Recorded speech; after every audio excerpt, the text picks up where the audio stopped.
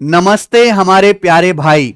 आप में से जिसने भी एसएससी सीजीएल 2025 का फॉर्म भरा है, 3 दिन बाद उसका पेपर है। अब इन 3 दिन में कुछ हो नहीं सकता, कोई चमत्कार होने की उम्मीद मत करिए। जितना हो सके उतना क्वालिटी लेवल के मेरे भाई बढ़िया बढ़िया नए पैटर्न पर बेस्ड मॉक टेस्ट लगाइए। और आप ये मॉक टेस्ट फ्री में अटेम्प्ट कर सकते हो। आप हमारी एप्लीकेशन टेस्ट रैंकिंग पर जाओगे तो हम मेरे भाई ऑल इंडिया लाइव टेस्ट करवा रहे हैं 48 घंटे के शेड्यूल पर। जाइए मेरे प्यारे भाई, देखिए सीजीएल टियर 1 2025 अंतिम प्रहार लाइव मॉक 1 3-4 लाइव टेस्ट में करवा दूंगा। हर एक बच्चे को जो सीरियस है अपने पेपर को लेके, मेरे भाई अपने करियर को लेके, ये लाइव टेस्ट अटेम्प्ट करने चाहिए। क्योंकि मैथ्स वाला सेक्शन तो मैंने ही तैयार किया, तो सवालों की क्वालिटी टॉप नॉच है। और उसके जो बाकी अदर सेक्शन में वो भी टॉपर्स ने बनाए हैं, जैसे कि इंग्लिश में, जीएस में स्टेटमेंट वाले क्वेश्चंस आ रहे हैं, उसी तरह के सवाल हमने इस लाइव टेस्ट में बनाकर डाले हैं। ठीक है बच्चे, तो आप ये लाइव टेस्ट जाके जरूर लगाइए। बहुत सारे लाइव टेस्ट मैंने करवाए मेरे भाई अपनी एप्लीकेशन पर, उन सभी का फिर यहां पे सॉल्यूशन भी करा। अगर किसी बच्चे ने लाइव टेस्ट के सॉल्यूशन नहीं देखे हैं तो जाके देख लीजिएगा प्यारे दोस्तों। ठीक है, देखो कितना भी पढ़ लो, कितना भी बढ़िया टीचर से बैच कंप्लीट कर लो, कितना भी प्रीवियस ईयर के सवाल लगा लो, कितना भी चैप्टर वाइज पढ़ लो, कितना भी रिवीजन कर लो, सब बेकार है। किसी चीज का कोई मतलब नहीं है अगर आप अच्छे अच्छे मॉक टेस्ट नहीं लगाते हो। यह फैक्ट बात है। ठीक है, और पूरे यूट्यूब पर मुझे लगता है कि मैं बहुत क्वालिटी लेवल के गणित के स्पेशली मॉक टेस्ट जो है यहां पे आपके लिए करवा रहा हूं, जो हर बच्चे को करने चाहिए। कॉपी पेन लेके बैठो, आपके सामने सवाल खुलेगा, करिएगा मेरे प्यारे दोस्त। ठीक है जी, आ जाइए। पहला क्वेश्चन है, यदि एक्स और वाई पॉजिटिव नंबर हैं इस प्रकार कि x प्लस वाई 19 है, एक्स वाई बराबर 9 है, तो बच्चों आपसे सवाल में पूछा है x root x plus y root y ज्ञात कीजिए। क्या अप्रोच रहेगी सवाल की सोचने की, बताइए। देखिए ये x रूट एक्स जो है ये क्या है बच्चों, ये रूट एक्स का क्यूब है। रूट एक्स का क्यूब होता है x root x. Y root y क्या है प्यारे बच्चों, ये रूट वाई का क्यूब है। आप बोलोगे यस सर, बिल्कुल सही, कोई प्रॉब्लम? आप बोलोगे नहीं सर। और आप में से हर कोई जानता है कि a cube plus b cube बराबर क्या है। A cube plus b cube का कंसेप्ट है a plus b, a cube plus b cube बराबर a plus b into a square plus b square minus a b. Root x का square x plus root y का square y minus a b. Minus a b का मतलब root x गुणा root y, यानी कि root x Y आ जाएगा। आप बोलोगे यस सर, बिल्कुल सही। देखो मैं देखते ही समझ गया कि अगर ये सवाल मुझे सॉल्व करना है तो मुझे root x plus root y निकालना पड़ेगा। और root x plus root y तो सवाल में दिया ही नहीं है ना भाई, कैसे निकलेगा? Under root x plus under root y तो क्वेश्चन में दिया ही नहीं है, इसकी वैल्यू कैसे आएगी प्यारे बच्चों? हमें सवाल में x प्लस वाई और x इंटू वाई दिया है, तो भाई इसकी वैल्यू डायरेक्ट नहीं आएगी। आप इसका स्क्वायर कर लो। Root x plus root y का स्क्वायर क्या होगा, a प्लस बी का square a square plus b square plus 2ab। Root x का square x plus root y का square y plus 2 under root x y. मैं सारी चीजें आपको लिख लिख के बता रहा हूं। अब देखो बच्चों, सवाल में x प्लस वाई यानी कि ये कितना दिया है, 19 दिया है, plus 2 under root x y कितना दिया है, 9। 9 का अंडर रूट 3, 3 दूनी 6, 19 और 6 25। तो यानी कि under root x plus under root y का स्क्वायर 25 आ गया। अगर root x plus root y का स्क्वायर 25 है तो root x plus root y की वैल्यू 5 आ गई, इसकी वैल्यू 5 आ गई। बोलो हाँ। इंटू इंटू मेरे भाई सवाल में आपको दिया ही है कि भैया x प्लस वाई का मान 19 है, यहां पे 19 रख दीजिए, माइनस एक्स वाई आपका 9 है, एक्स वाई की जगह 9 रख दो, 9 का अंडर रूट 3, तो 19 माइनस 3 16, 16 गुणा 5 80। तो इस सवाल का ब्यूटीफुल सा आंसर आया है 80। देखो कितना बेहतरीन सवाल है, नया सवाल है। हमने प्रीवियस ईयर के क्वेश्चन को ही थोड़ा सा मोल्ड करके बनाया था बहुत पहले। आ जाते हैं सवाल नंबर 2 बच्चों आपके सामने, देखिए सवाल पढ़ो फिर सोचो, आप खुद से सोचो मेरे भाई।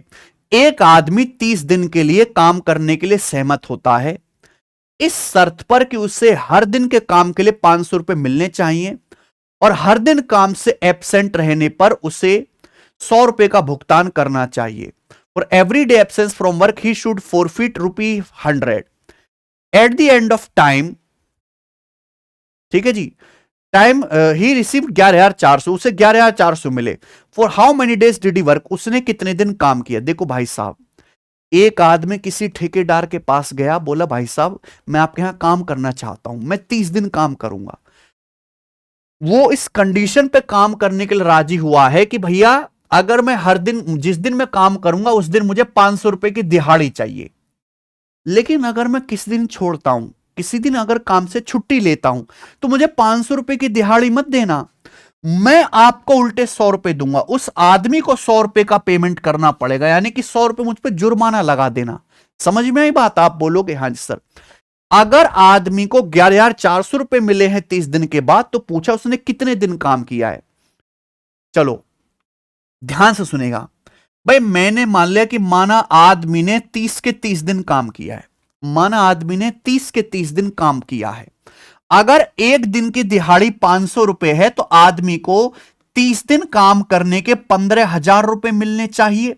शिफ्टिंग मेथड बता रहा हूं, बेस्ट मेथड, ठीक है बच्चों। लेकिन एक्चुअल में उस आदमी को मिले कितने? 11,400 रुपए ही मिले। बोलो बच्चों, आप बोलोगे हाँ जी सर। यानी कि उस आदमी को 3600 रुपए कम मिले। घटा दीजिए, वाई दिस 3600 रुपए कम मिलेंगे? उस आदमी को 3600 रुपए कम क्यों मिले हैं? क्योंकि उस आदमी ने पूरे 30 दिन काम नहीं किया है, उस आदमी ने कुछ दिन छुट्टी मारी है। देखिए, जब आदमी एक दिन काम करता है तो 500 रुपए कमाता है पर डे, लेकिन अगर वही आदमी काम पे ना जाके एब्सेंट रहता, छुट्टी मारता है, तो उल्टे उस आदमी को 100 रुपए देने पड़ते हैं। यानी कि एक आदमी काम पे ना जाके अगर आदमी छुट्टी मारता है, तो 500 रुपए मिलने की बजाय 100 रुपए उल्टे देने पड़ते हैं। 600 रुपए का नुकसान होता है। एक दिन की छुट्टी से उस आदमी को 600 रुपए का नुकसान होता है मेरे भाई। जो 500 रुपए मिलने वाले तो वो भी गए, उल्टे 100 रुपए अपनी जेब से देने पड़े।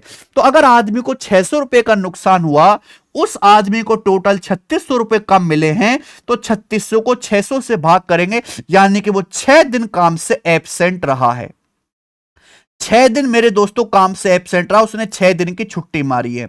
अगर सवाल में यह पूछा होता कितने दिन की छुट्टी मारी, 6, लेकिन पूछा कितने दिन काम किया, 30 में से 6 दिन छुट्टी मारी है, तो यानी कि उसने 24 दिन काम किया। यह आंसर है। बढ़िया सवाल। आप इस सवाल को एलिगेशन लगा के भी कर सकते थे। यह मैंने आपको शिफ्टिंग मेथड समझाया। सवाल नंबर 3 बच्चों, मजा आ रहा है ना? ऐसे बढ़िया रेलेवेंट नए सवाल जिनसे आप कुछ सीखो, वो मैं डालता हूं सेट में। बिंदु एबीसी एक त्रिभुज के वर्टेक्स है, तो बताओ ट्रायंगल कैसा है? न्यून कोण है, राइट एंगल है कि ऑब्टूस एंगल है? ऐसा कोई भी सवाल आए मेरे भाई, चाहे ट्रायंगल में चाहे क्वाड्रेटल में, हमेशा ट्रायंगल की भुजाएं निकालना शुरू कर दो। ठीक है, ये point A B C triangle के वर्टेक्स है, तो भुजा ए बी की लंबाई के आगे भुजा ए बी की लंबाई, यानी कि मतलब पॉइंट ए और बी के बीच की दूरी, दो बिंदुओं के बीच की दूरी का फॉर्मूला क्या होता है? √x2 - x1 का स्क्वायर प्लस y2 - y1 का स्क्वायर। ठीक है भाई, एक में से 6 घटाएंगे, 5 का वर्ग 25 प्लस 2 में से 7 घटाएंगे, 5 का वर्ग 25, यानी कि ए बी की लंबाई आ जाएगी √50। बोलो बहुत बढ़िया। आप बोलोगे यस सर, बिल्कुल सही। ठीक है ना? बीसी की लंबाई कितनी आ जाएगी? पॉइंट बी और सी, इन दोनों पॉइंट के बीच की दूरी। √5 में से घटाएंगे, 4 का वर्ग 16, 8 में से 2 घटाएंगे 6, 6 का वर्ग 36, यानी कि 16 + 36 आ जाएगा √52। अब मेरे भाई सी ए, पॉइंट सी और ए, इन दोनों बिंदुओं के बीच की दूरी, ये आपको बताना है। कितना आएगा प्यारे बच्चों? 5 में से 6 घटाएंगे, 1 का अंडर रूट, 1 का स्क्वायर 1 प्लस, अभी 8 में से 7 घटाएंगे, 1 का स्क्वायर 1, यानी कि आ जाएगा √2। बच्चों ये आ गया। तो झारसी बात है। अब आप देखो, इन तीनों में सबसे बड़ी भुजा कौन सी है? इन तीनों में सबसे बड़ी भुजा है ये बीसी। तो आप ये बताओ प्यारे बच्चों कि बीसी का स्क्वायर, बीसी सबसे बड़ी भुजा है, इसका जो स्क्वायर है बाकी दोनों भुजाओं के स्क्वायर के सम के बड़ा है, बराबर है कि छोटा है? सबसे बड़ी भुजा बीसी है, बीसी का स्क्वायर होगा 52। एबी, एबी है √50, 50 का √50 का स्क्वायर 50। एसी है √2, √2 का स्क्वायर 2। तो मैं देख सकता हूं कि यहां पे सबसे बड़ी भुजा का वर्ग, लार्जेस्ट साइड का स्क्वायर बाकी दोनों साइड के स्क्वायर के योग के बराबर है। सबसे बड़ी भुजा का वर्ग बाकी दोनों भुजाओं के योग के बराबर है। इसका मतलब यह समकोण त्रिभुज की निशानी होती है जिसमें बीसी हाइपोटेन्यूस है। ये पता ही है बेटा, ये पाइथागोरस थ्योरम सेट हो गया है ना। अगर सबसे बड़ी भुजा का स्क्वायर बाकी दोनों भुजाओं के स्क्वायर के योग से बड़ा आता, बीसी का स्क्वायर बड़ा हो जाता इन दोनों स्क्वायर के सम से, तो फिर ये ऑब्टूस एंगल ट्राइंगल अधिक कोण त्रिभुज बन जाता। बढ़िया सवाल देखिए, बेहतरीन सेट किया आप लोगों के लिए। आगे आ जाएं बच्चों, सवाल नंबर है 4। ठीक है, कोशिश मैंने की है कि एसएससी से अलावा जितने और एग्जाम हो रहे हैं स्टेट में मेरे भाई या नेशनल लेवल पे, उनके सवालों को डाला जाए। एसएससी के प्रीवियसर तो आप कहीं से भी कर सकते हो, किताबों में भी हर जगह यूट्यूब भरा पड़ा है, लेकिन ये सवाल आपको नहीं मिलेंगे और ये सब प्रीवियस ईयर ही हैं मेरे भाई क्वेश्चन एसएससी के अलावा एग्जाम्स के। दी गई आकृति में बीसी एक व्यास, आपके सामने डायग्राम दिया है बच्चों। इसमें बीसी सर्कल का डायमीटर है, यानी कि सेंटर से गुजर रहा है ना। बीसी रूट 901 है, बीडी 1 है, डीए 16, ईसी की लंबाई पूछी है। तो मैं इस सवाल को बड़ा कर दे रहा हूं, बीडी 1 है और डीए 16। ठीक है, बड़ा कर दे रहे हैं। इस सवाल में बीसी डायमीटर है, यानी कि सेंटर ओ से गुजरेगा। बीसी की जो लंबाई है वो अंडर रूट 901 है। डीए की जो लंबाई है, यानी कि ये डीए ये 1 है।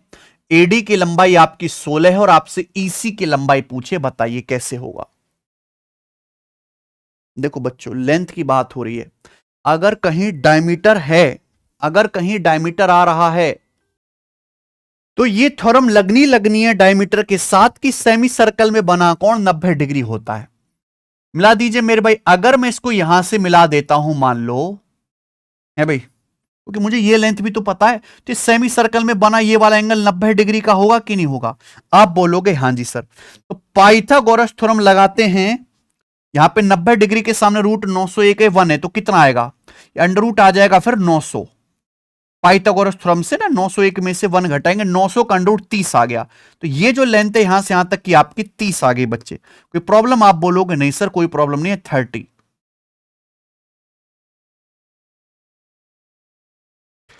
चलो बात ना धीरे धीरे बन रही है। ये 90 डिग्री का एंगल ये भी है। अब अगर मैं ट्राइंगल एडीसी को देखूं बच्चों, ध्यान सुनेगा, एडीसी ये साइड 16 है, 30 है, तो 90 के सामने क्या आएगा? देखो 2 अट्ठे 16, 2 से 30 15 बार, ये 34 आ जाएगा। 8 15 17 का ट्रिपलेट है, दुगुना। तो ये भुजा एसी 34 आ जाएगा, 34। बोलो हां कि ना? 2 अट्ठे 16, 2 से 15 गुना और ये 34। क्लियर है? आप बोलोगे यस सर।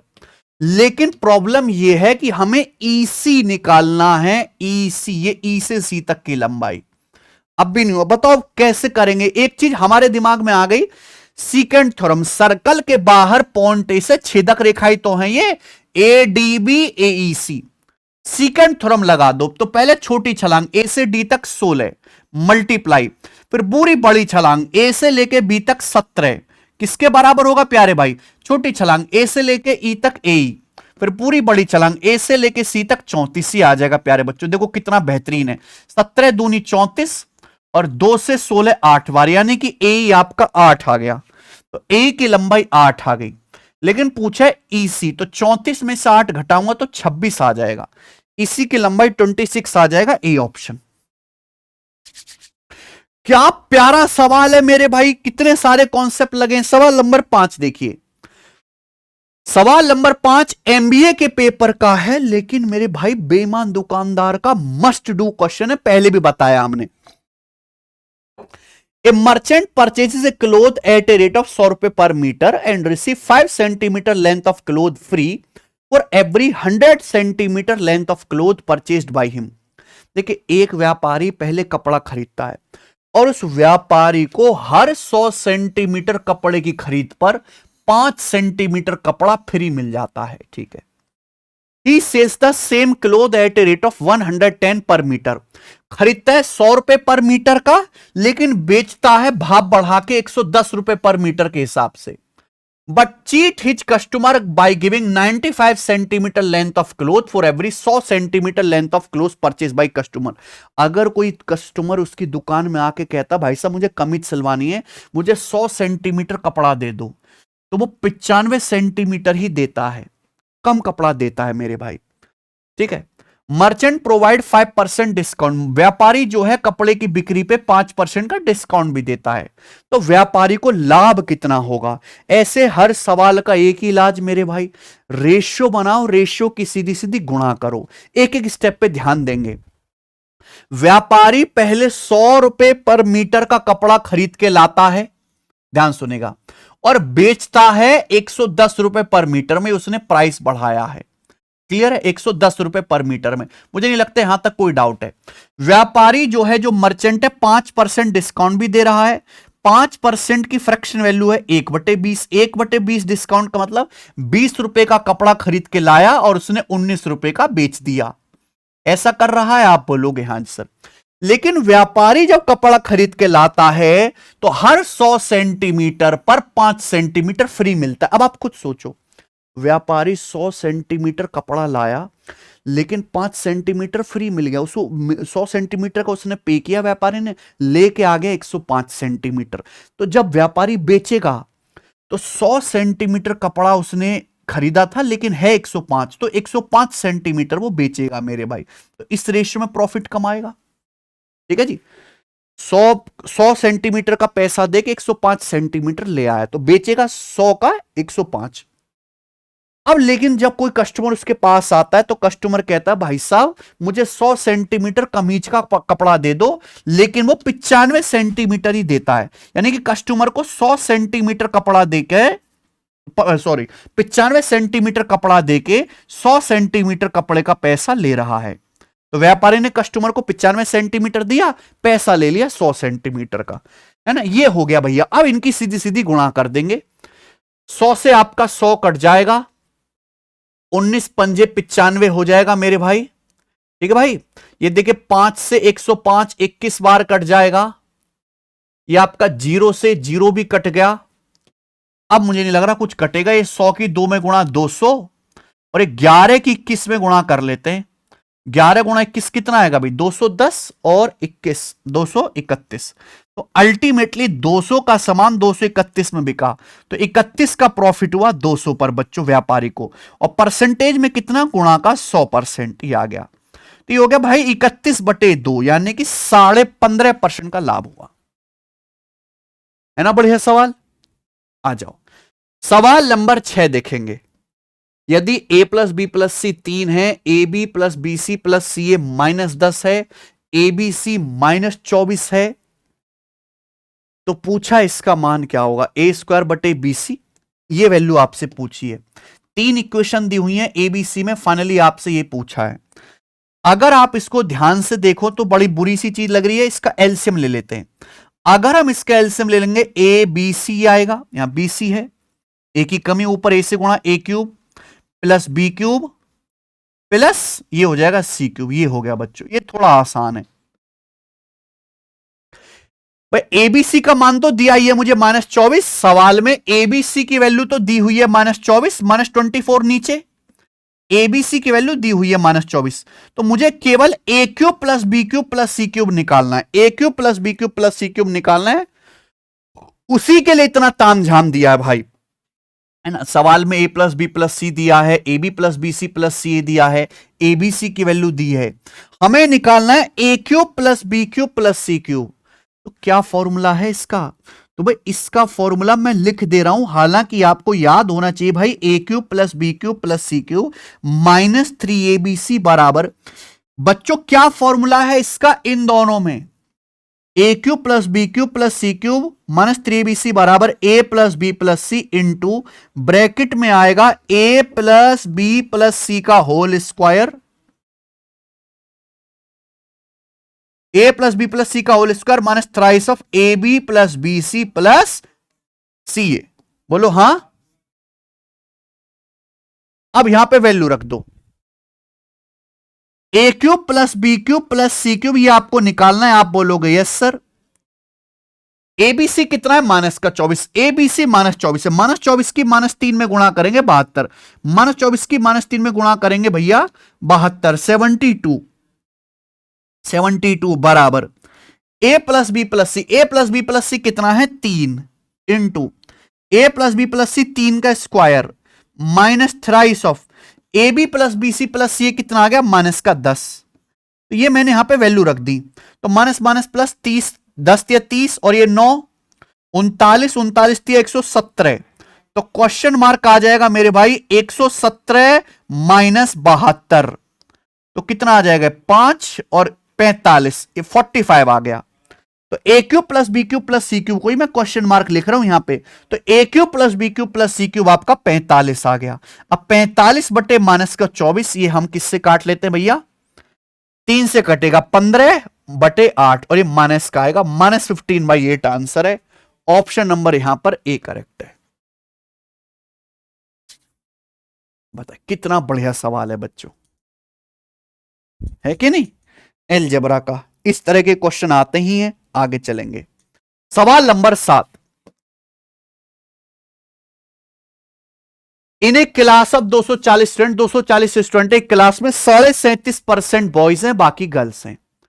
बॉयज के एवरेज मार्क 67.1 है, गर्ल्स के 85.5 हैं। पूछा है पूरी क्लास के एवरेज मार्क्स क्या हैं। देखो ये सवाल एलिगेशन से भी होते हैं बच्चों, डेविएशन से भी होते हैं, दोनों बेस्ट मेथड हैं। अब इसकी कोई जरूरत नहीं है मेरे दोस्तों, इस सवाल में आपको केवल बेवजह का दिया कि बच्चे इसमें लग जाएं। एक क्लास में बॉयज भी पढ़ते हैं, गर्ल्स भी। अब इसमें लड़के 37.5% बॉयज है, 37.5% की फ्रैक्शन वैल्यू 3/8, यानी कि टोटल अगर 8 स्टूडेंट है तो 8 में से 3 लड़के हैं, 3 बॉयज हैं, तो बाकी के 5 क्या हैं, गर्ल्स हैं। ये बॉयज गर्ल्स की संख्या का रेशियो है। अब जब एक टेस्ट हुआ तो लड़कों का एवरेज स्कोर आया है 67.1 लड़कों का, और लड़कियों का एवरेज स्कोर आया है 85.5 गर्ल्स का एवरेज स्कोर। पूछा पूरी क्लास का, यानी कि बॉयज प्लस गर्ल्स का मिलाकर एवरेज स्कोर क्या होगा। एवरेज स्कोर कैसे निकालते हैं, टोटल स्कोर सभी का बटे नंबर ऑफ स्टूडेंट। अब हमें यहां प्लस आ रहा है, जहां बीच में प्लस आएगा पूरी क्लास मतलब बॉयज प्लस गर्ल्स, यही तो है। बॉयज का 67.1 है, गर्ल्स का 85.5 है, तो 85.5 को ब्रेक करके ऐसे लिख सकते हैं 67.1 प्लस कितना मेरे भाई 18.4।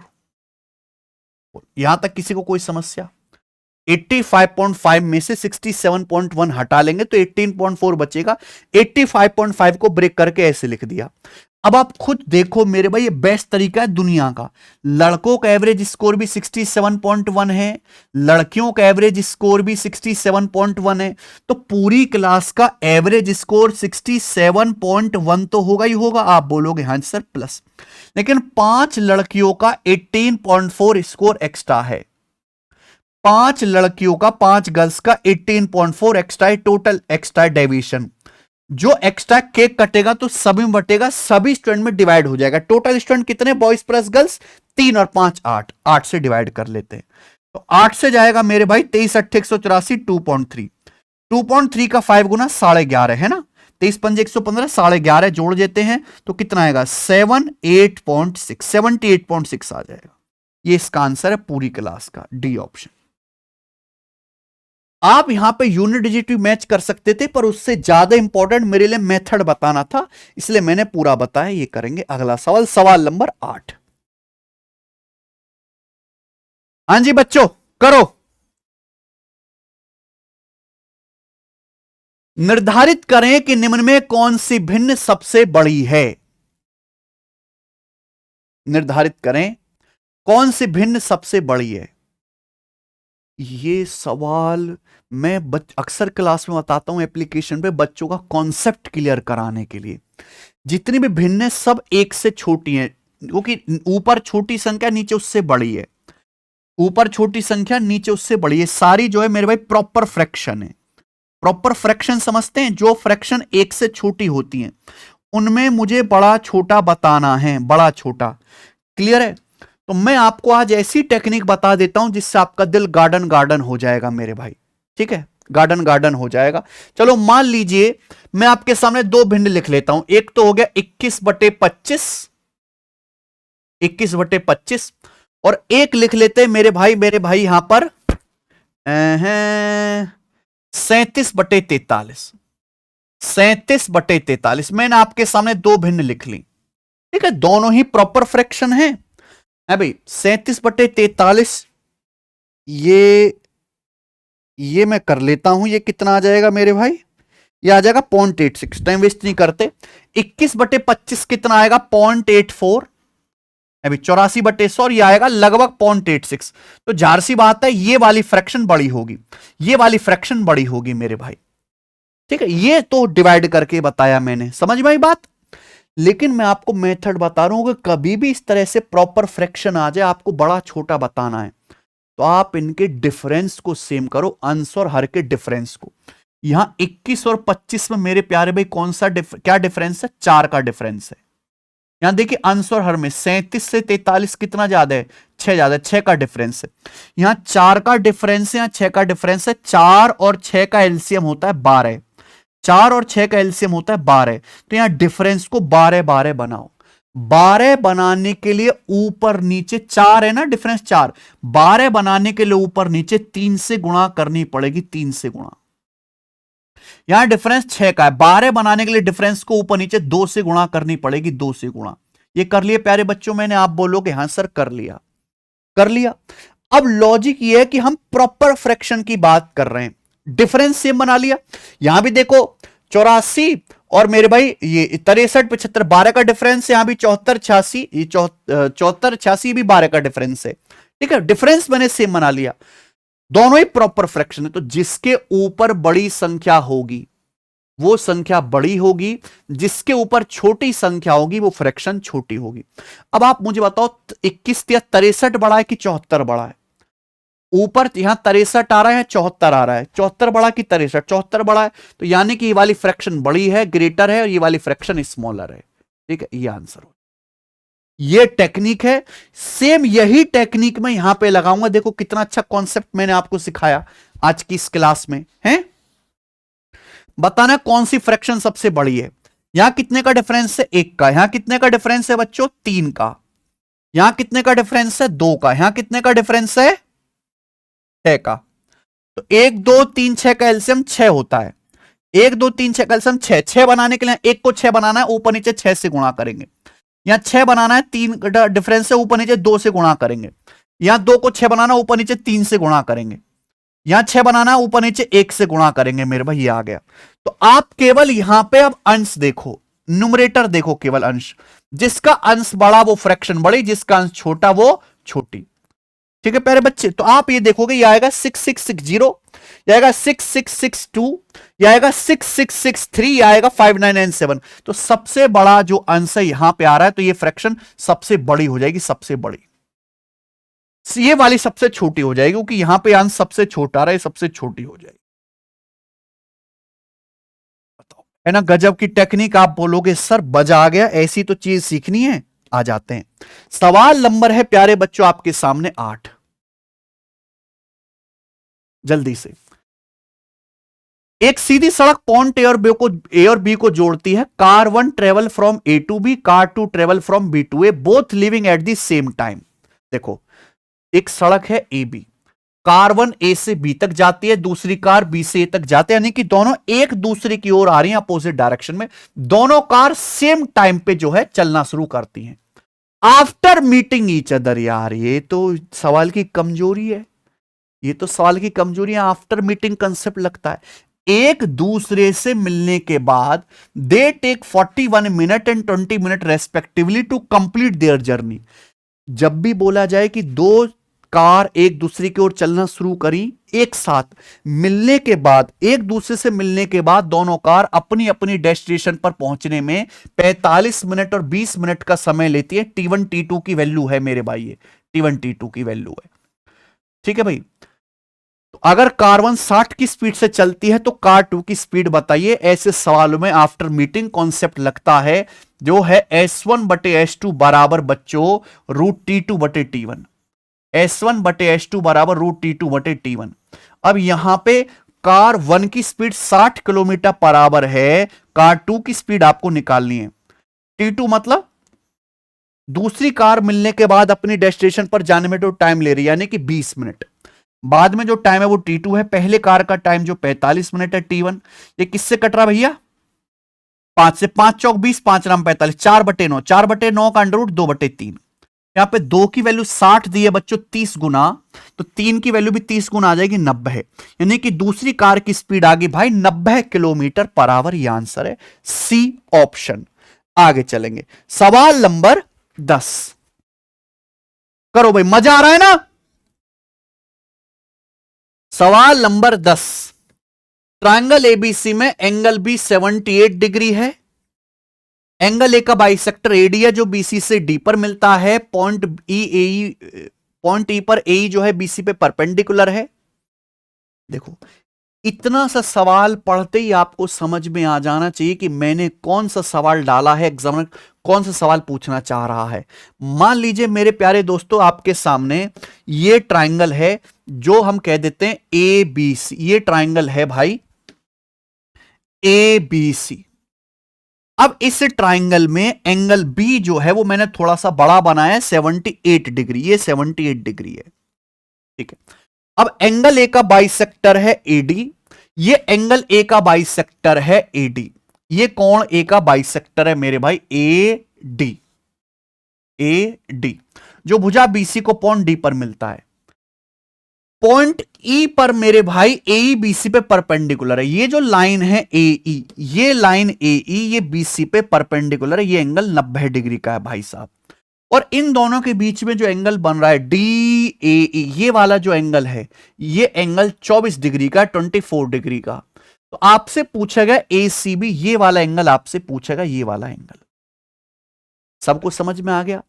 तो कॉन्सेप्ट है, अगर किसी ट्राइंगल में सेम एक ही वर्टेक्स से एंगल बाइसेक्टर भी खींचा जाए और एल्टीट्यूड भी डाला जाए, तो इन दोनों के बीच में जो एंगल बनेगा 24 डिग्री, ये बाकी दोनों जो एंगल हैं मेरे भाई, जो बेस पे जो एंगल बने उनके डिफरेंस का आधा होगा। लेकिन 24 डिग्री की वैल्यू आएगी 78 डिग्री माइनस सी बटे 2। तो 24 दूनी 48, 78 माइनस 48 30 डिग्री। एंगल सी का मान 30 डिग्री होगा और ये मेरा आंसर है बच्चे। ऑप्शन नंबर यहां से बी सही है। खत्म सवाल। आगे लेंगे सवाल नंबर 11। एक टायर में 2 पंक्चर हैं। पहला पंक्चर अकेले 35 मिनट में, दूसरा पंक्चर अकेले 36 मिनट में टायर को पिचका देता है। टायर में पंक्चर हो जाए तो क्या, टायर से हवा लीक होने लगेगी।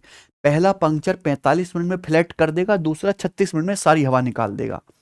अगर हवा कांस्टेंट रेट से निकलती है तो दोनों पंक्चर मिलके टायर को फ्लैट कितने मिनटों में कर लेंगे। यार ये इतना आसान सवाल आपसे पूछ रहा हूं, फिर भी आप ना बनाओ तो धिक्कार है भैया आप पे। ये भैया एक टायर 45 मिनट में, दूसरा 36 मिनट में फ्लैट करता है। दोनों कितने मिनट में करेंगे मिलके, डायरेक्ट शॉर्टकट 45 गुणा 36 बटे 45 प्लस 36 यानी कि 81। 45 प्लस 36 81 मिनट में। 9 चौक 36, 9 नाम 81, 9 से 45 5 बार यानी कि 5 चौक 20 मिनट में करेंगे। ये सी ऑप्शन आंसर हो जाएगा बच्चों। आगे चलेंगे अगला सवाल। ओके मेरे भाई, शार्ड्स का क्वेश्चन नया फ्रेम करके डाला है मैंने आपके लिए मेरे दोस्त, नया। ये प्रीवियसर का सवाल नहीं है।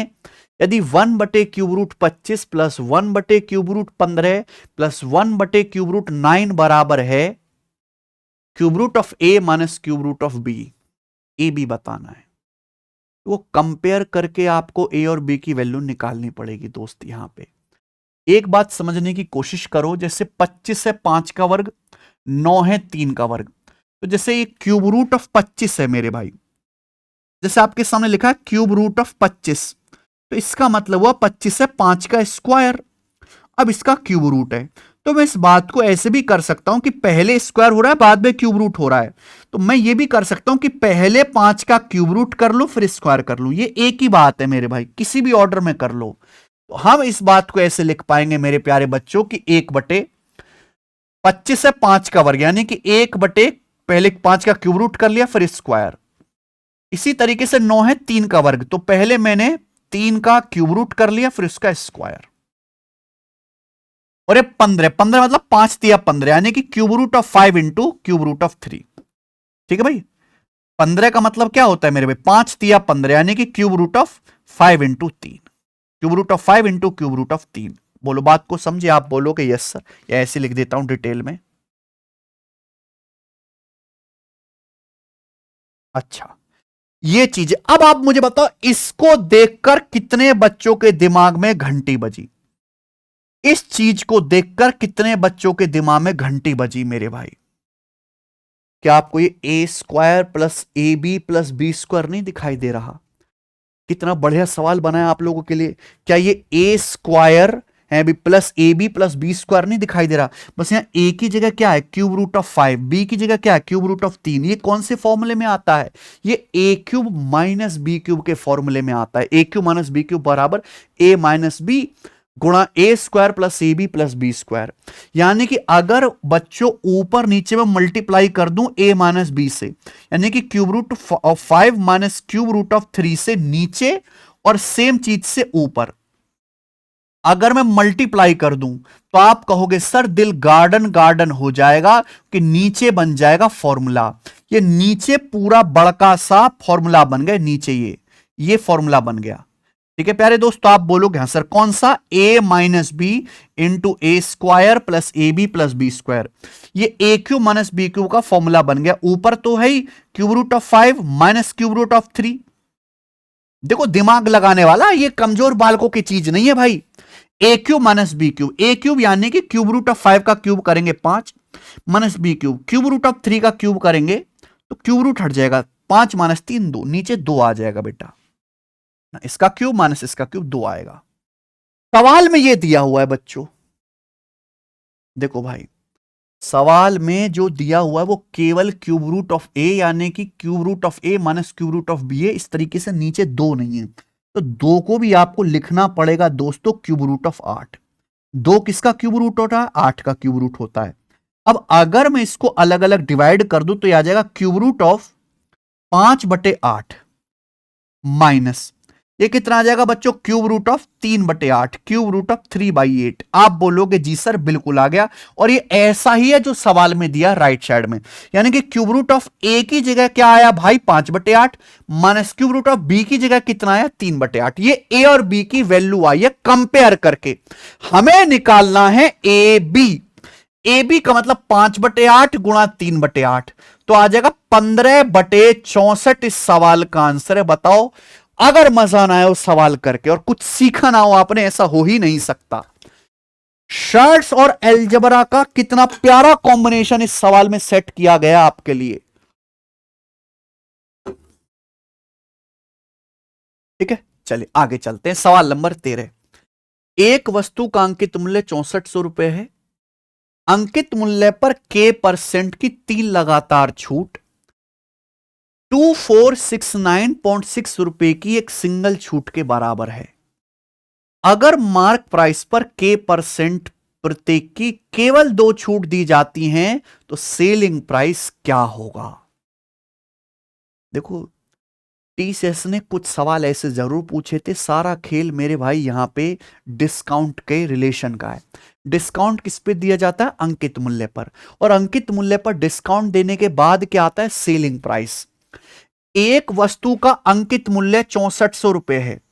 हमने इस अंकित मूल्य पर k% की 3 छूट दी। हमने इस पर k% की 3 लगातार छूट दी। k% की 3 छूट दी मेरे भाई लगातार। और जब k% की 3 लगातार छूट दी तो वो 2469.6 की सिंगल छूट के बराबर है। यानी कि हमने वो सामान बेचा कितने में मेरे प्यारे भाई?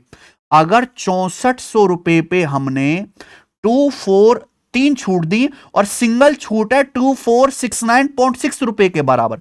6400 रुपए पर कुल छूट है भैया 2469.6 की, तो सामान बेचा कितने में? घटा दीजिए। तो 6400 में से पहला 2500 घटाओ 3900। ये कितना आ जाएगा मेरे भाई? ये आ जाएगा आपका 3930.4 आ जाएगा। 3930.4। मुझे नहीं लगता यहां तक किसी बालक को कोई डाउट है। ये मार्क प्राइस से सेलिंग प्राइस का रेशियो है k% की 3 छूट देने के बाद। 3 छूट देने के बाद ये रेशियो है। मान लो अगर k% का एक ही डिस्काउंट दिया जाता, अगर एक ही बार डिस्काउंट दिया जाता k% का, तो मार्क प्राइस से सेलिंग प्राइस का रेशियो क्या आ जाता? इसका क्यूब रूट। 3 बार छूट ना देकर अगर एक ही बार k% की छूट दी होती तो रेशियो क्या आता मेरे भाई? सेलिंग प्राइस से मार्क प्राइस का क्यूब रूट। देखिए 64 ये मेरे भाई बिल्कुल कंफर्म है, 8 से जरूर कटेगा तभी क्यूब रूट बनेगा 8000। ये देखो ऊपर 8 चौक 32, 7 3 8 नाम 72, एक 8 एकम 8 और 2 8 3 24। बहुत बढ़िया, अब हो गया खेल खत्म। 8000 का क्यूब रूट 20 है। 4913 मेरे दोस्तों 17 का क्यूब होता है। यानी कि एक बार डिस्काउंट देने पर मार्क प्राइस से सेलिंग प्राइस से मार्क प्राइस का रेशियो 17/20 है। मान लीजिए आपसे सवाल में के का मान पूछा होता, एक बार डिस्काउंट देने पर 20 की वस्तु 20 के मार्क प्राइस का सामान 17 का हो जाता है। तो यानी कि आप डिस्काउंट कितना दे रहे हो, 3 का, है ना। 20 का सामान 17 में बेच रहे हो तो सामान डिस्काउंट कितना दोगे, 3 का, तो डिस्काउंट है 15%। के की वैल्यू अगर पूछता तो 15 आ जाता, लेकिन सवाल ये नहीं है। सवाल ये है कि अगर अंकित मूल्य पर के परसेंट ईच की 2 ही छूट दी जाए तो सेलिंग प्राइस क्या आएगा। ये एक बार डिस्काउंट देने पर रेशियो है सेलिंग प्राइस से मार्क प्राइस का, एक बार डिस्काउंट देने पर।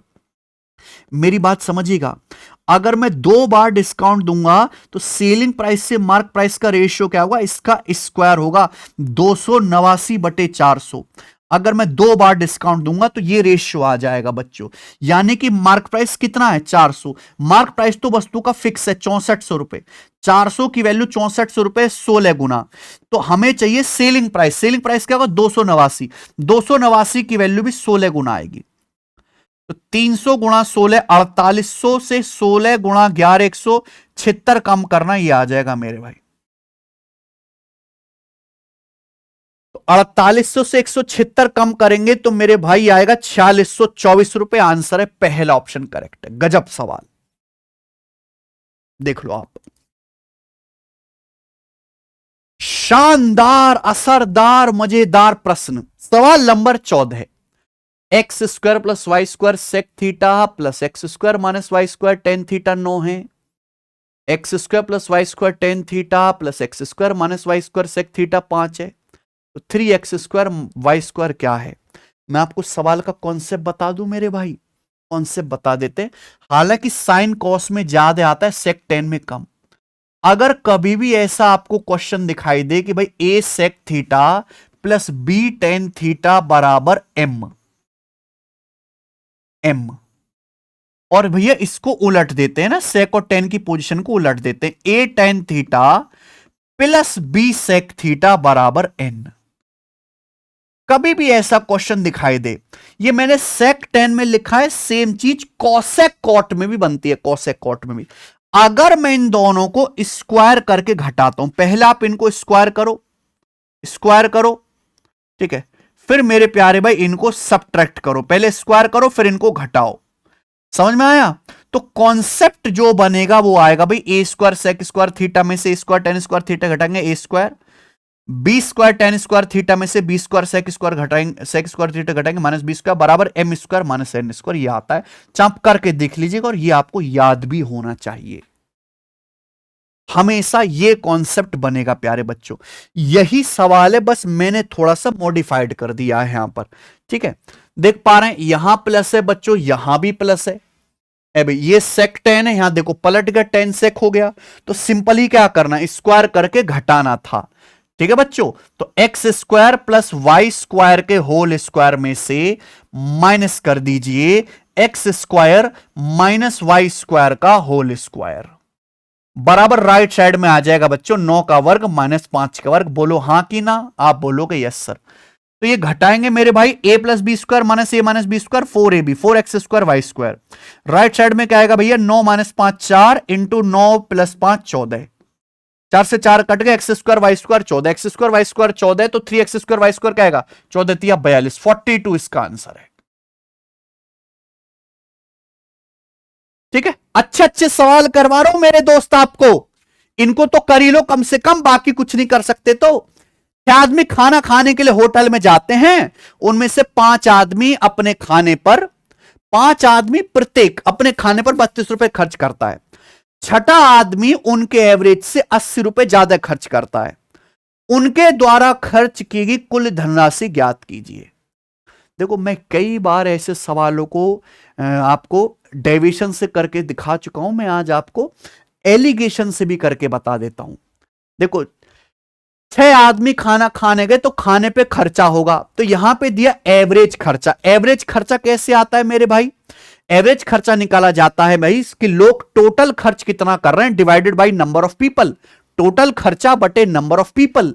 यानी कि एवरेज खर्चा जो है मेरे प्यारे दोस्तों वो लोगों की संख्या को बेस मान के निकाला जाता है। तो अगर हम एवरेज खर्चे पे एलिगेशन लगाएंगे तो लोगों की संख्या का अनुपात आएगा। 6 लोग पार्टी में गए, 5 आदमियों में से 6 लोग पार्टी में गए, उनमें से 5 आदमियों में से हर एक ने अपने खाने पर 32 रुपए खर्च किया, यानी कि 5 आदमियों का एवरेज 32 है। अब छठा आदमी यानी कि 6th पर्सन, ये लोगों की संख्या का रेशियो है।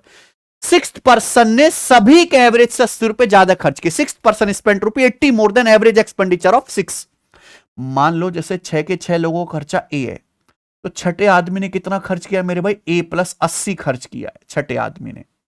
तो 6 आदमी में से 5 आदमी का खर्चा 32 रुपए, छठा आदमी जो है एक ही तो है, वो एक आदमी का खर्चा, सभी लोगों का एवरेज मैंने ए मान लिया, ए से ए 80 ज्यादा, A + 80। अब ये एलिगेशन लगाओ मेरे दोस्त, वो यहां सर ये बड़ी संख्या है छोटी, A + 80 में से ध्यान सुनिएगा, अगर A + 80 में से A घटाएंगे तो 80 आएगा।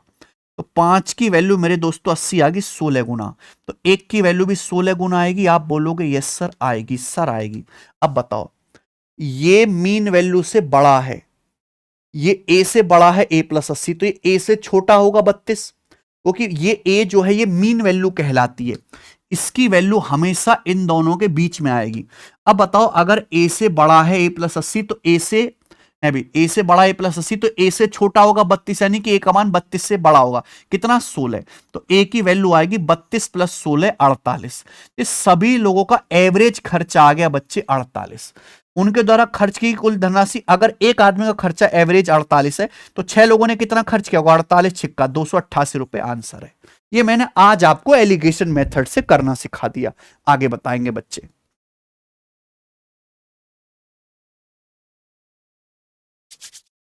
बनाओ भाई साहब सवाल, जबरदस्त सवाल। एक आदमी ने 3 सालों के लिए 10% की दर से पैसा उधार लिया, ब्याज एनुअली कंपाउंड हो रहा है। 2 साल के एंड में उसने 6,634 रुपए की राशि का भुगतान किया और तीसरे साल के एंड में 13,200 रुपए का पेमेंट करके कर्जा फ्री हो गया, अपना डेप्ट क्लियर कर लिया। उसके द्वारा उधार ली गई राशि क्या थी? गजब सवाल है भाई, कंपाउंड इंटरेस्ट का। ऐसा सवाल 2020 के आसपास बहुत आया था, फिर आना बंद हो गया, लेकिन दोबारा से आ सकता है, कर लेना चाहिए मेरे भाई। देखो, एक आदमी ने कुछ पैसा उधार लिया 10% ब्याज की दर से। अब 2 साल बाद क्या होता है? उस आदमी ने 6,634 रुपए का कर्जा अपना चुका दिया और फिर थर्ड ईयर के एंड में, तीसरे साल के एंड में उसी आदमी ने 13,200 रुपए का पेमेंट कर दिया और कर्जा फ्री हो गया। देखो, आदमी कर्जा से फ्री कब होगा? जब आदमी अपना प्रिंसिपल भी लौटा देगा, उधार लिया गया पैसा भी लौटा देगा और ब्याज भी लौटा देगा। ब्याज की जो दर है वो 10% पर एनम है, 10% की फ्रैक्शन वैल्यू 1/10। ठीक है, तरीके बहुत सारे हैं। अब आप ये सोचो कि ये पैसा उसने सेकंड ईयर 2 साल बाद लौटाया, ये पैसा 13,200 3 साल के बाद लौटाया है। भाई साहब, सेकंड ईयर थर्ड ईयर 1 साल का अंतर है।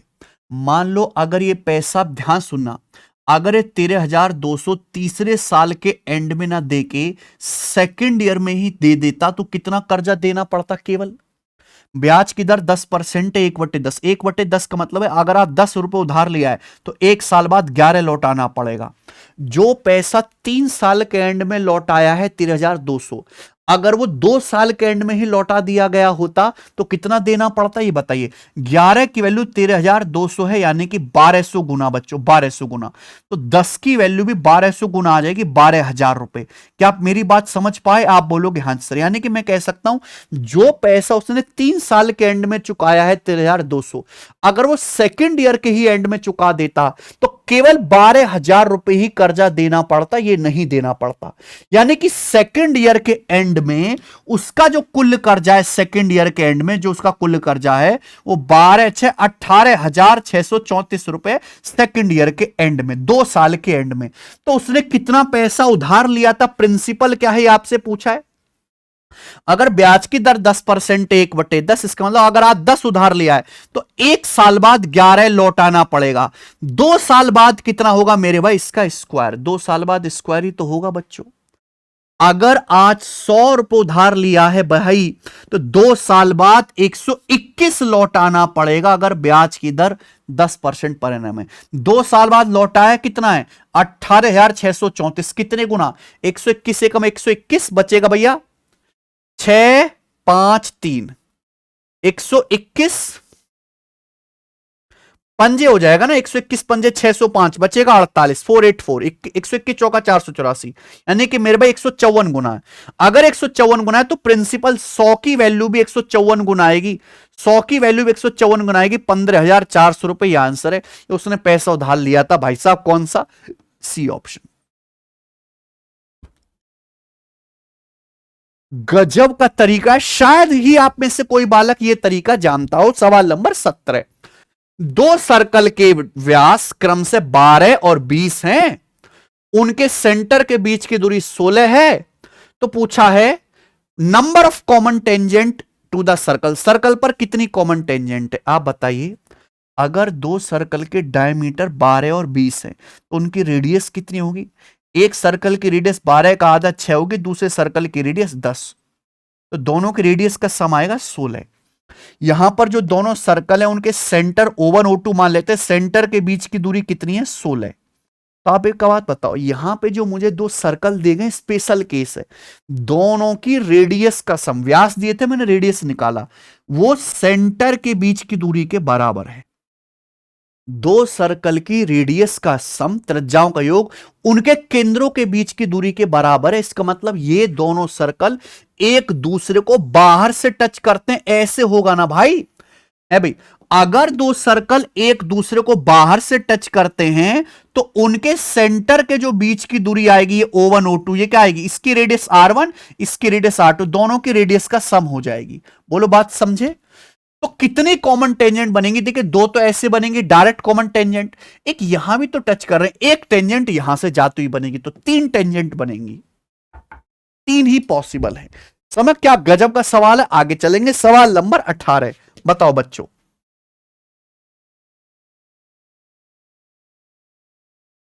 एक पिरामिड का बेस एक इक्विलेटरल ट्राइंगल है जिसकी हर एक साइड 20 सेंटीमीटर है। ठीक है भाई? तो पिरामिड का बेस इक्विलेटरल ट्राइंगल है जिसकी हर साइड की लंबाई 20 है, इसकी स्लांट एज 30 सेंटीमीटर है, स्लांट एज। तो पिरामिड की वर्टिकल हाइट कितनी है? जैसे ये पिरामिड है मेरे भाई, हालांकि इस पिरामिड का बेस स्क्वायर है, तो ऐसा पिरामिड सोचो जिसका बेसिक इक्विलेटरल ट्राइंगल है। स्लांट एज या त्रियक कोर समझते हैं? त्रियक कोर, तो जैसे ये इसका होता है एपेक्स, तो ये एपेक्स से जब चारों ये कोनों को मिलाते हैं तो ये जो लेंथ बनती है मेरे प्यारे भाई, ये होती है स्लांट एज। एपेक्स से जब मैं नीचे वाला जो बेसिस के कोनों को मिलाता हूं, अब आप कहोगे सर ये स्लांट हाइट क्या होता है? जैसे पिरामिड है, इस पिरामिड का ये क्या है? एक सरफेस है जो ट्राइंगल है। पिरामिड का जो हर लेटरल सरफेस है ट्राइंगल होता है, इस ट्राइंगल की जो हाइट होगी वो स्लांट हाइट होगी। अभी इस पिरामिड के एपेक्स और नीचे है बेस, एपेक्स और बेस के जो बीच की दूरी होगी वो पिरामिड की मेरे दोस्तों हाइट होगी। अगर आपने पिरामिड नहीं पढ़ा है मेरे भाई तो काहे अपने जिंदगी का नाश कर रहे हो? जाओ, न्यू कॉन्सेप्ट में आपको प्रिज्म भी पढ़ाया हूं, पिरामिड भी पढ़ाया हूं। स्पेशली जो नई चीज अभी नहीं पूछे आ रही थी, अभी आ रही है, तो आपको पढ़ देना चाहिए। मैंने प्रिज्म पिरामिड सब कुछ पढ़ा दिया है यहां पर, ठीक है? कोऑर्डिनेट, ज्योमेट्री, स्टैंडर्ड डेविएशन, सब कुछ। तो कॉन्सेप्ट पता है तो इस सवाल में कोई दम नहीं है, प्रीवियस सर का ही पूछा हुआ सवाल है। मान लो प्यारे बच्चों की एक पिरामिड है, ये इसका बेसिक इक्विलेटरल ट्राइंगल, ठीक है? इसकी जो साइड की लंबाई है 20 सेंटीमीटर है, ठीक है? और ये जो है इसका हो जाएगा मेरे भाई इन सेंटर, सेंट्रोइड, सरकम सेंटर, सब कुछ यही होगा। अब यहां से इस पिरामिड की जो है ये हाइट आपको निकालनी है। इसकी स्लांट एज दिया है 30। स्लांट एज मतलब आप इसके एपेक्स से कोने को मिला देंगे तो ये स्लांट एज आपकी बन जाएगी 30। ये क्या है प्यारे बच्चों बताओ जल्दी से? ये 90 डिग्री का बनेगा, राइट एंगल ट्राइंगल हवा में 90 डिग्री कोण बनेगा। तो ये जो लेंथ है मेरे दोस्तों, ये इस इक्विलेटरल ट्राइंगल के सरकम सेंटर से वर्टेक्स तक की दूरी है, सरकम रेडियस है। ये सरकम रेडियस क्या होती है इक्विलेटरल ट्रायंगल की? अगर इक्विलेटरल ट्रायंगल की साइड 20 है तो 20/√3, ये साइड अगर 20 है तो 20/√3 आ जाएगी। इक्विलेटरल ट्रायंगल की साइड ए है तो सरकम रेडियस a/√3। तो अब ये कैसे आएगा हाइट?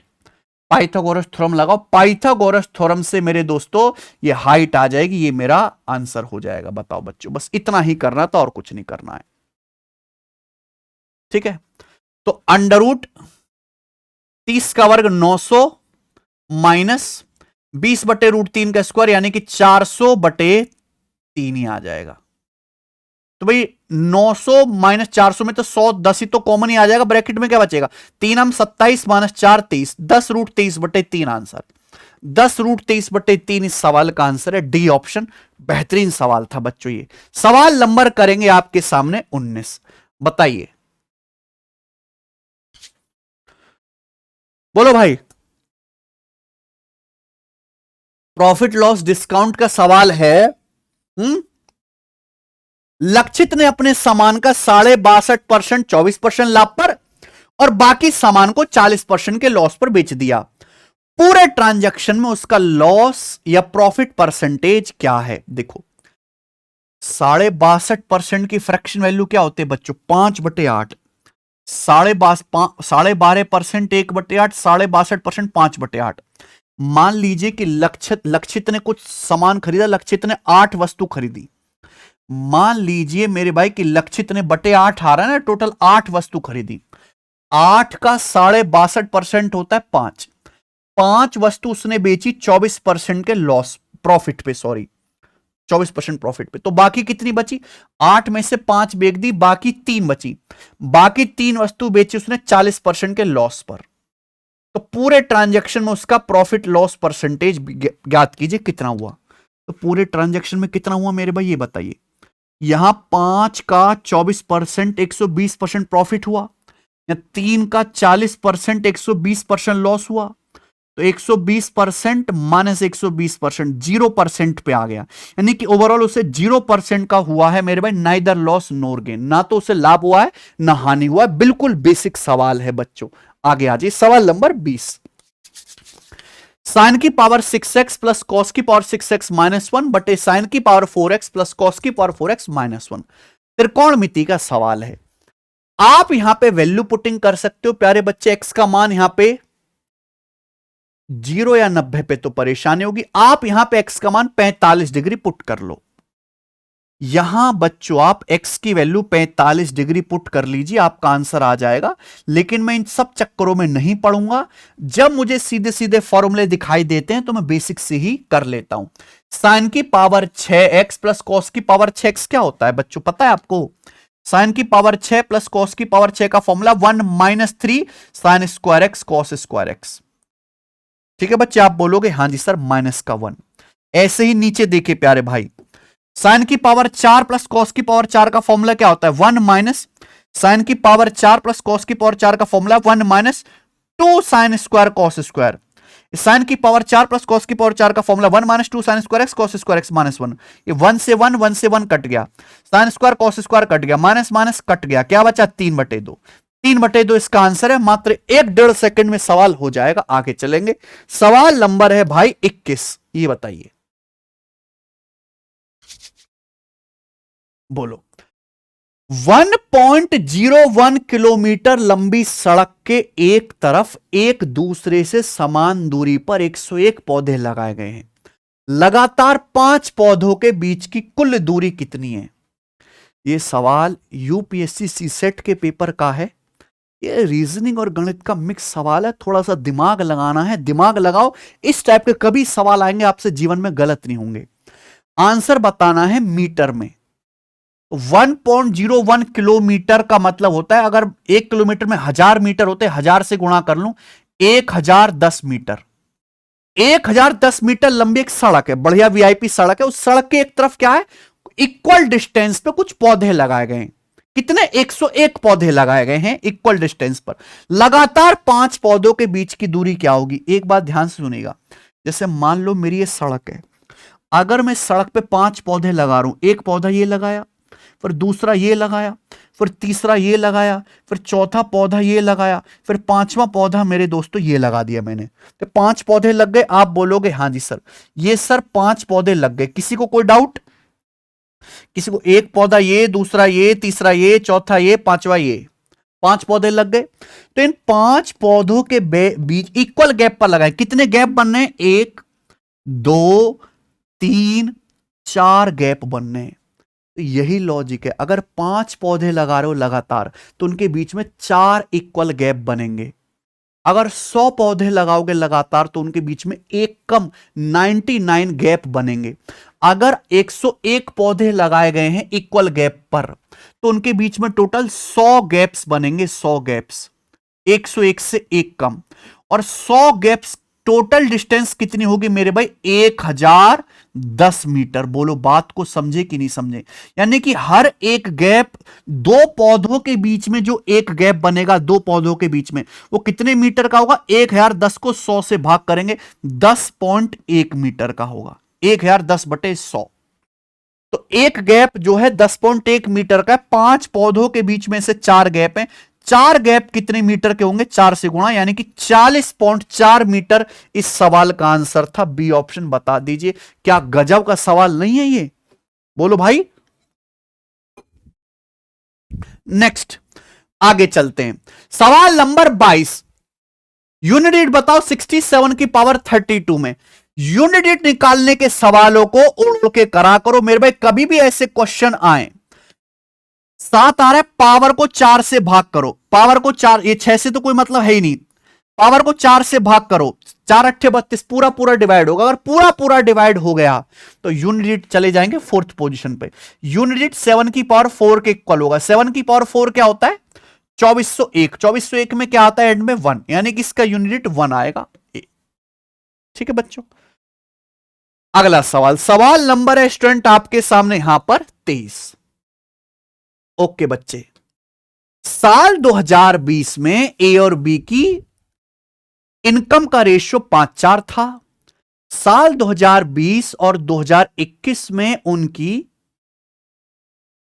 पर्सनल इनकम का रेशियो, इंडिविजुअल इनकम का रेशियो 4:5 और 2:3 थे। अगर 2021 में ए और बी की कुल इनकम 7,05,600 थी तो 2021 में बी की इनकम कितनी थी? भाई ये सवाल थोड़ा हल्का रह गया। अगर आप इस सवाल को ध्यान से देखेंगे तो यहां 2021 में ए और बी की कुल इनकम दी है और 2021 में ही बी की इनकम पूछी है। यानी कि इस सवाल को सॉल्व करने के लिए मुझे 2020 के बारे में की जरूरत नहीं है। मुझे बस यह पता करना है कि साल 2021 में ए और बी की इनकम का रेशियो क्या था। मुझे यह पता करना है इस सवाल को सॉल्व करने के लिए।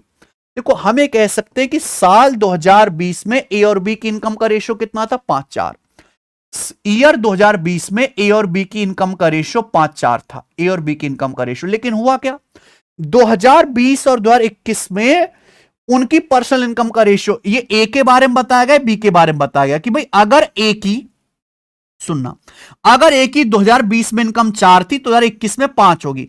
4 से 5 हो जाने का मतलब है 5/4 गुना हो गई।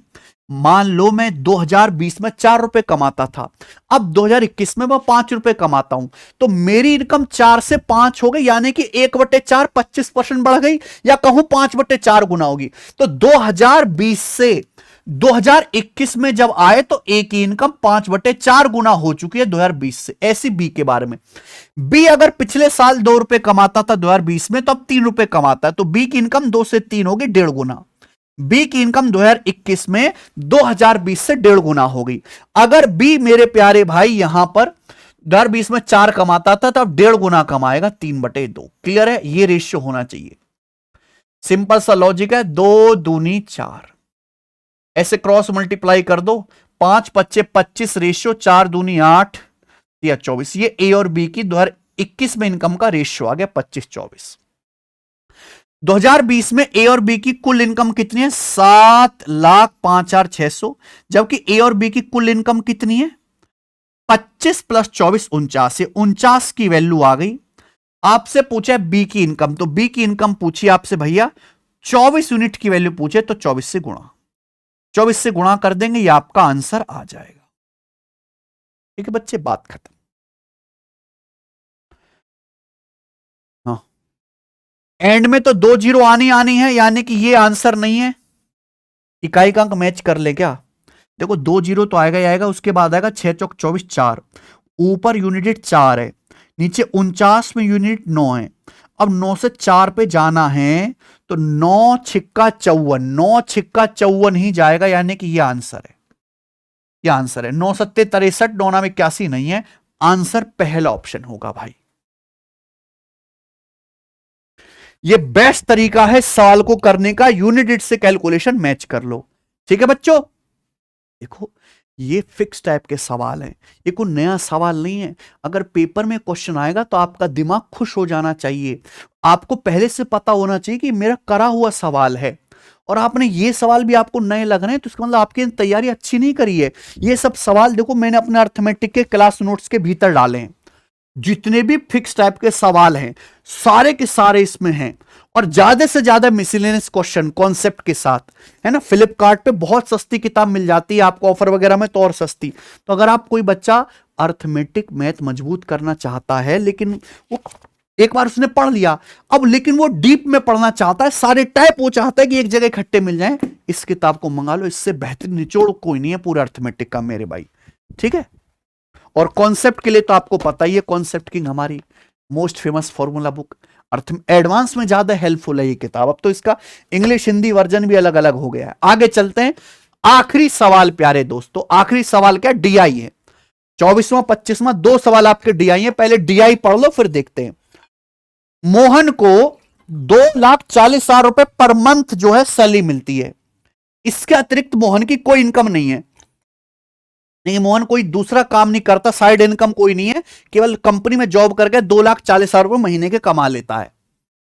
उसके खर्चों का विवरण दिया गया, उसका एक्सपेंस दिया गया पाई चार्ट में, रहना खाना बचत शिक्षा और यातायात ट्रांसपोर्ट पे।